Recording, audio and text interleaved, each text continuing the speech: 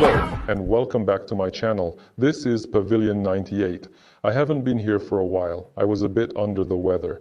Today I'm going to take apart a pretty ancient device. It's almost as old as the clay tablets used for writing around 3500 BC. Any guesses what it could be? I was shocked when I got this thing myself. And yes, my friends, it's the very first tablet from Apple, the iPad 1, released in 2010. This is where the whole era of tablets began. Apple did a fantastic job. It came with a charger and a cable. Let's see, where did I put that cable? Oh, here it is.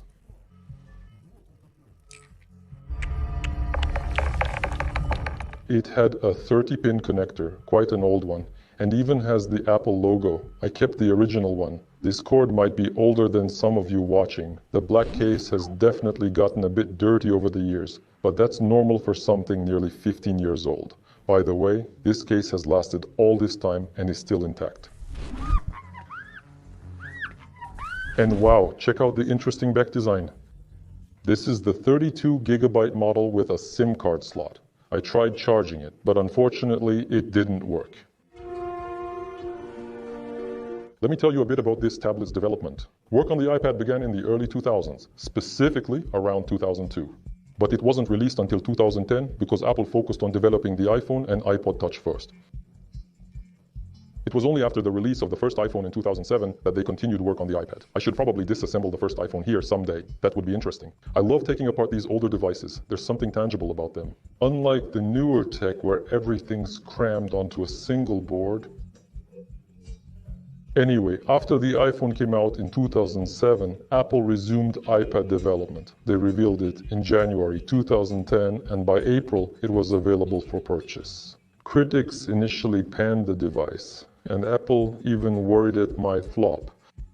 But on the first day of sales, 300,000 iPads sold. Can you believe it? 300,000 tablets. That's about the size of a small town's population. This was the first tablet that people could truly work on. The tablet computer was invented by Stanley Kubrick, not Apple or Steve Jobs. In my favorite movie, 2001, A Space Odyssey, there's actually a prototype of a tablet computer. But let's get back to our iPad. There was an interesting story. People would buy these iPads, go back to the store and say, look, my new tablet already has a scratch. This story was told to me by folks who worked in the stores. It turns out this tablet had a factory-installed wallpaper. It depicted mountains and a falling star. The falling star left a streak. It looked like a scratch on the screen. You'd need a good imagination to believe that, though. There aren't any screws here. You just pull on the edges. There are some latches there. The latches start to come loose. It's a bit tricky, but here we go. Of course, I don't want to mess it up. This is normal. This is normal. The latches. Yep, there's no rear or front camera. Just a small dot here. This is a light sensor for adjusting screen brightness. Some people thought it was a camera, but that only appeared on the iPad 2 model. It was released around 2011. Let's search the entire perimeter with a probe to find where it's hiding. I decided not to fuss over it and just open everything more forcefully. Oh darn. Now we're using tool number 2. It seems to have a bit more leverage. These latches are really starting to come apart now. And what do we have here? I see a connector. It was secured with quite a lot of force. So, is this the end of it or what? Something else just came off. All right, let's see what's next. Here's the switch. I'll go ahead and turn it off now.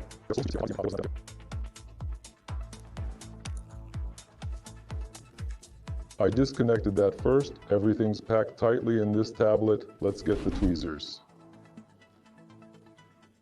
There's a sleeve that connects directly to the display. And here we have another ribbon cable. If that's the display ribbon, then this one must connect to a sensor, maybe for the touch screen. No, wait, that's a different ribbon. The top ribbon here is for the light sensor. And this wider one appears to be the touch screen's connection. Such a big wide ribbon cable. This is such an interesting design. Look at that. There's even a subscriber identity module card slot. And here's the display, which measures 9.7 inches. Apple used this exact screen size for years. before finally moving to 10 inches. Now they're at 10.2 inches and it keeps evolving. By the way, the oleophobic coating is still intact. Fingerprints wipe off easily, even now. Back when this tablet was new, a lot of websites used Flash Player for videos, games, and banners. But iPads didn't support Flash. Many users were frustrated by that. Some people even hacked the firmware and installed a secure digital card. If anyone remembers that, hit like or drop a comment and share what repositories you used. People would add an extra extension to make websites with Flash work. It was clunky, but it worked. Later, third-party browsers became available, allowing Flash-based animations and videos to play. That was an interesting tidbit from Pavilion 98. This display probably weighs about the same as a modern iPad Pro. The latches were actually secured with bolts, so you could replace them if needed. Ribbon of the photo element. This round component here is the light sensor. It adjusts the screen brightness for a more comfortable viewing experience. Of course, there was no true tone there. The screen here isn't plastic, it's glass. There's a touchscreen layer on top of it and the display matrix underneath. There is a small air gap between them. Modern tablets don't have that gap. They're made with a fully integrated single module. There's also an antenna with a coaxial cable and a home button. It clicks beautifully, seems like it has a good membrane design. And that's it, our gadget, folks. Now we have to figure out which part is misplaced. I didn't get it right the first time. Well, yeah, I don't understand. So here's one of the two. Is it this one? No? How many options are there? Okay, this seems to be it. Yes, I got it right. Oh, what a nice little button. Hear that? A soft click. Did you get a look at the display? It's just module after module. Don't feel down, everyone. Don't feel down, everyone. Guys, girls, kids. We checked the display and it's in good shape. Good display, real glass. What's this?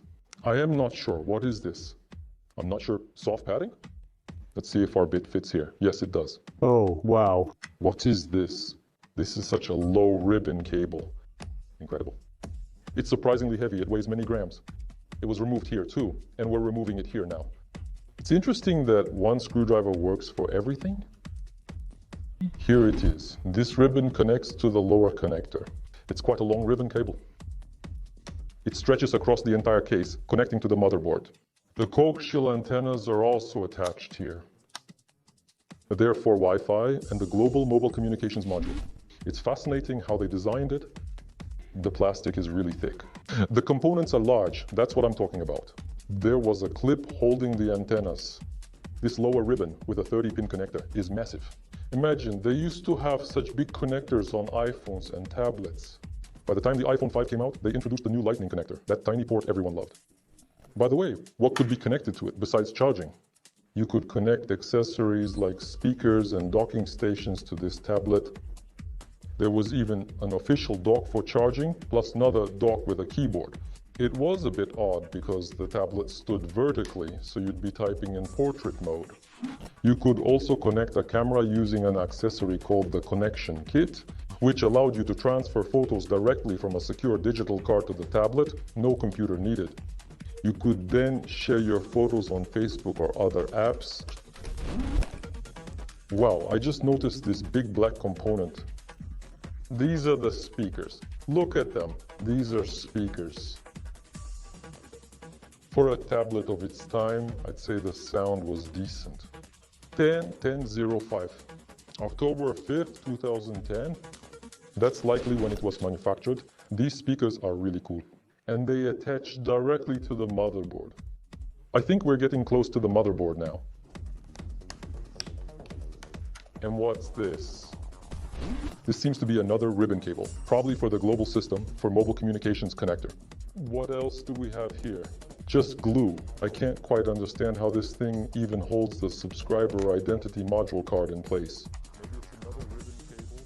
Is this monolithic? I don't believe it could be something monolithic. When the tablet was first released, it was a completely new type of device. People were still figuring out how to use it.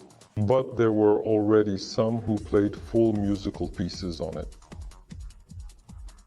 It even started appearing as a trendy accessory at fashion shows. I heard Barack Obama once signed an iPad, and in the final season of her show, Oprah Winfrey called it the invention of the century. She even said it was one of her favorite things. All right, I've disconnected the ribbon from the display. Is this really such a massive ribbon? Is it soldered in? That can't be right. How does it even stay in place? To access the subscriber identity module card, I had to poke around with a needle. Oh wow, this is an American model. It has an American telephone and telegraph company subscriber identity module card. It feels like the subscriber identity module card slot is either glued in or attached in some way. You can't just pull it out. I wonder if it'll break. Oh, it's happening. It's actually welded in. My tweezers might not hold up under this kind of force. Let's give it a little extra push. I wonder though, if these connectors ever broke, how did they replace them? Maybe they just didn't. Like, if it stopped working, that was that. And here's another ribbon cable. All right, we got to the speaker. The bolt was pulled to the magnet. Now for the motherboard. I see that there's another board attached to it. There's a 3.5mm jack here, a small hole where we connect the headphones. Next to it is a microphone opening. So yes, you could use this for calls or Skype just without a camera. Here's another ribbon cable. Let's pull it out. So this was the volume button clip. This one connects the volume buttons and the silent mode switch. You don't see these switches anymore. The silent mode switches. Now it's all handled through the system settings. All right, let's see. I started to remove the motherboard and I noticed it actually splits into two parts here. Disconnecting this lost ribbon cable now. We're taking out the board now. Here's the main board with built-in memory. Turns out it's non-removable. No secure digital cards can be connected to it. And what's under the shield? Wow, it looks just like the one on the iPhone, the 4th model, right? Yes, there it is, the heart of this tablet. This tablet has an Apple A4 chip. Pretty impressive. Back then, this technology was cutting edge. A motherboard like this is now in the MacBook Air. Remember the 12-inch MacBook from 2015? By the way, we can also disassemble it. It had a similar setup, a tiny motherboard. The rest of the space was taken up by the battery and the case with the display. There's a lot to explore in here, right? Now, what's this here? Let's turn it over and check. There is something else here. This piece is attached to a small component. Oh, here we have two connectors for coaxial plugs. Probably the Wi-Fi module. Since it's plastic, the signal passes through without being blocked by the aluminum case. Again, fun fact. When Apple was developing the iPad, they originally considered making the case out of plastic, like the iPhone 3G and 3GS, which had that rounded shape. But they ultimately chose aluminum because it was apparently cheaper to produce. I'm glad tablets aren't made of plastic though, because the 3G and 3GS models used to get visible scratches on the corners. Especially on the white ones, it was visible. Now, what do we have left? The battery. But how do we get it out? Time to bring out the knife. Am I moving in the right direction? Yes, just needed a bit of extra force.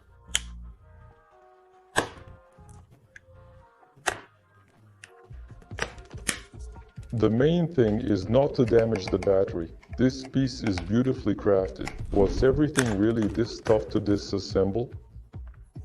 I have a feeling I might be doing something wrong. I'm sure you could have taken this off without all this extra effort if you wanted to.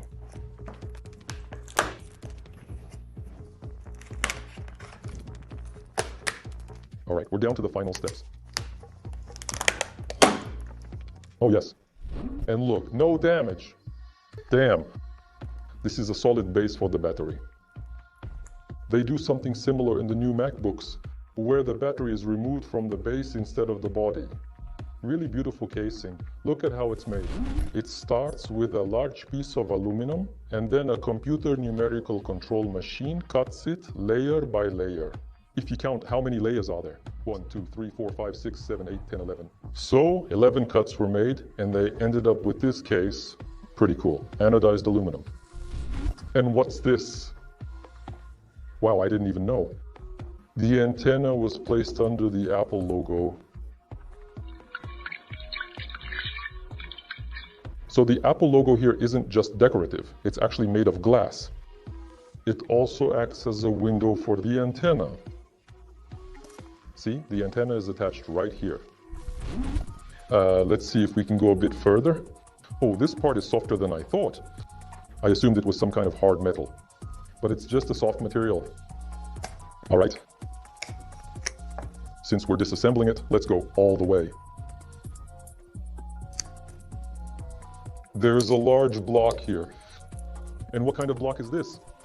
What is it? I just thought, why don't they make a big Apple logo like this in modern tablets? Maybe a glass or plastic one.